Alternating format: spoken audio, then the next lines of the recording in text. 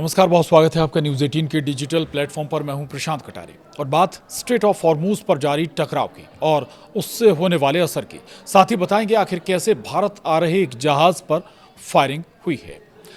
दरअसल Iran America के युद्ध ने पूरी दुनिया को उलझा कर रख दिया है। तेल गैस के चक्कर में ईरान अमेरिका की लड़ाई हॉर्मूज पर अटकी हुई है और अब हाल यह है कि एक बार फिर से ईरान इस रास्ते से आ रहे दूसरे देशों के जहाज़ों पर सीधी फायरिंग कर रहा है या उन्हें कब्जे में ले रहा है।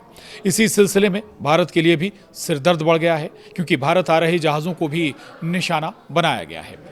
ईरान की सैन्य इकाई IRGC ने मंगलवार को दावा किया कि उसने स्ट्रेट ऑफ हॉर्मूज में कम से कम 2 जहाज़ों को पकड़ लिया है।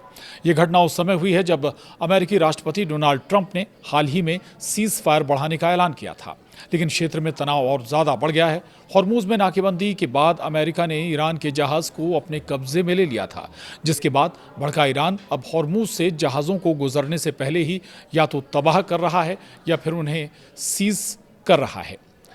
इस खेल में तेल और गैस के दाम दुनिया में आसमान छू सकते हैं। दरअसल IRGC ने अपने बयान में कहा है कि उसकी नौसेना ने MSC फ्रांसेस्का और एपेमिनोंडाज नाम के जहाज़ों को रोका है। ईरान का आरोप है कि ये जहाज़ बिना ज़रूरी अनुमति के चल रहे थे और उन्होंने नेविगेशन सिस्टम में छेड़छाड़ की थी, जिससे समुद्री सुरक्षा को खतरा हो सकता था। इसके बाद इन जहाज़ों को ईरान के तट की ओर भेज दिया गया। वहीं IRGC ने साफ कहा है कि हॉर्मूज जल डमरू मध्य में सुरक्षा और व्यवस्था से खिलवाड़ हमारे लिए रेड लाइन है। सुबह भी एक कंटेनर शिप के कंट्रोल रूम पर फायरिंग करके उसे तबाह कर दिया गया था। अब बताते हैं आपको किन किन जहाज़ों को ईरान ने पकड़ा है। दरअसल ईरान की मीडिया रिपोर्ट्स के मुताबिक MSC फ्रांसेस्का और एपेमिनोंडाज नाम के जहाज़ ईरान के कब्जे में हैं। इनमें से एक जहाज़ पर पनामा का झंडा लगा हुआ है, जबकि दूसरे पर लाइबेरिया का झंडा है। इसके अलावा एक तीसरा जहाज़ यूफोरिया भी निशाने पर आया और वो अब ईरान के तट के पास फंसा हुआ है। इससे पहले United kingdom maritime trade operations ने भी जानकारी दी थी कि हॉर्मूज में 2 जहाज़ों पर फायरिंग हुई। हालांकि उसने जहाज़ों के नाम नहीं बताए थे। इनमें से एक जहाज़ के कंट्रोल रूम को भारी नुकसान पहुंचा। और अब आपको बताते हैं आखिर क्यों भारत की भी यहाँ पर टेंशन बढ़ी है। तभी की रिपोर्ट के मुताबिक IRGC ने स्ट्रेट ऑफ हॉर्मूज में 3 जहाज़ों पर कार्रवाई की है, जिनमें एक जहाज़ गुजरात जा रहा था। UKMTO के मुताबिक ये घटना ऐसे समय में हुई जब अमेरिका ने हाल ही में ईरान के साथ सीज फायर को बढ़ाने का ऐलान किया है, लेकिन क्षेत्र में तनाव अभी भी बरकरार है। ईरानी मीडिया रिपोर्ट्स के मुताबिक IRGC ने इन कार्गो जहाज़ों पर उस समय फायरिंग की जब उन्होंने ईरानी सशस्त्र बलों की चेतावनी को नज़रअंदाज कर दिया। ईरान का दावा है कि ये जहाज़ उसके नियमों का पालन नहीं कर रहे थे और समुद्री सुरक्षा के लिए खतरा बन रहे थे। इन जहाज़ों में से एक एपेमिनोंडाज नाम का कार्गो शिप था, जो भारत के गुजरात की ओर जा रहा था। ये जहाज़ लाइबेरिया के झंडे के तहत रजिस्टर्ड है, लेकिन इसका मालिक एक ग्रीक कंपनी है। ये दुबई के जेबेल अली बंदरगाह से रवाना हुआ था और भारत की तरफ आ रहा था। अगर इसी तरह जहाज़ों को ईरान रोकता रहा तो तेल और गैस के दामों में और आग लग जाएगी।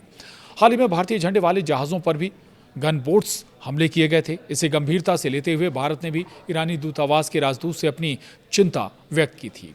वहीं भारत जाने वाले जहाज़ पर हुई फायरिंग पर ईरान का क्या कहना है, ये भी आपको बताते हैं। तो ओमान के तट से के पास एक कंटेनर जहाज़ पर कथित फायरिंग और हस्तक्षेप की घटना ने क्षेत्रीय समुद्री सुरक्षा को लेकर चिंता बढ़ा दी है। ईरान की अर्ध सरकारी तस्नीम न्यूज़ एजेंसी ने दावा किया है कि देश की सेना ने मैरीटाइम लॉ के तहत कार्रवाई की। इस जहाज़ ने बार बार दी गई चेतावनियों की अनदेखी की थी। ईरानी मीडिया के मुताबिक ये कार्रवाई उस जहाज़ के खिलाफ की गई जिसने सैन्य चेतावनियों का पालन नहीं किया। आपको बता दें, जब अमेरिका ने ईरानी जहाज़ पर कब्जा किया था तो उससे भी ऐसा ही तर्क तब भी उसने दिया था कि ईरानी जहाज़ ने 6 घंटे तक उनकी बात नहीं सुनी। तब उन्होंने कार्रवाई करके उसे अपने कब्जे में ले लिया। ओमान के आसपास का समुद्री क्षेत्र और स्ट्रेट ऑफ हॉर्मूज वैश्विक ऊर्जा आपूर्ति के लिए बेहद महत्वपूर्ण है।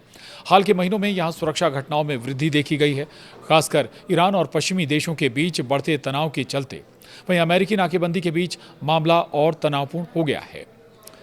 अब और बड़ी बात यह है कि स्ट्रेट ऑफ हॉर्मूज पर जारी जंग के बीच विश्व भर में ईंधन की किल्लत का असर होने लगा है। इधर ईंधन संकट से हवाई सेवाओं पर भी बुरा असर पड़ रहा है। उधर जर्मनी की एयरलाइन समूह लुफ्थांसा ग्रुप ने बढ़ती ईंधन कीमतों के चलते अक्टूबर तक 20,000 शॉर्ट हॉल उड़ानें रद्द करने का भी फैसला लिया। कंपनी के अनुसार रोजाना करीब 120 उड़ानें पहले ही रद्द की जा चुकी हैं और इससे मई तक असर रहेगा। इस कदम से लगभग 40,000 मीट्रिक टन ईंधन की बचत होने का अनुमान है। ईरान के साथ युद्ध के कारण हॉर्मुज़ जल डमरू मध्य प्रभावित हुआ है, जिससे यूरोप में जेट फ्यूल की कमी का खतरा बढ़ गया है। वहीं स्विस और ऑस्ट्रेलियन एयरलाइंस जैसी सहयोगी एयरलाइंस भी इससे प्रभावित हैं। वैश्विक स्तर पर एयरलाइंस अब घाटे वाली उड़ानों में कटौती कर रही हैं। उधर अमेरिकी नाकेबंदी के बावजूद ईरान के 34 टैंकर वहां से गुजर गए, जिन्हें अमेरिका नहीं रोक पाया। तो वैश्विक एनालिसिस फर्म वॉटेक्सा के मुताबिक ईरान से जुड़े कम से कम 34 टैंकर अमेरिकी नाकाबंदी को पार करने में सफल रहे हैं। इन जहाज़ों में कई कच्चे तेल से लदे टैंकर भी शामिल हैं, जो अंतर्राष्ट्रीय बाजार तक सप्लाई बनाए रखने में अहम भूमिका निभा रहे हैं। रिपोर्ट कहती है, जिसे फाइनेंशियल टाइम्स ने भी सामने रखा है, बताती है कि प्रतिबंधों के बावजूद ईरान वैकल्पिक रास्तों और रणनीतियों के जरिए अपने तेल निर्यात को जारी रखे हुए है। वहीं भारत जाने वाले जहाज़ पर हुई फायरिंग पर ईरान का क्या कहना है, ये भी आपको बताते हैं।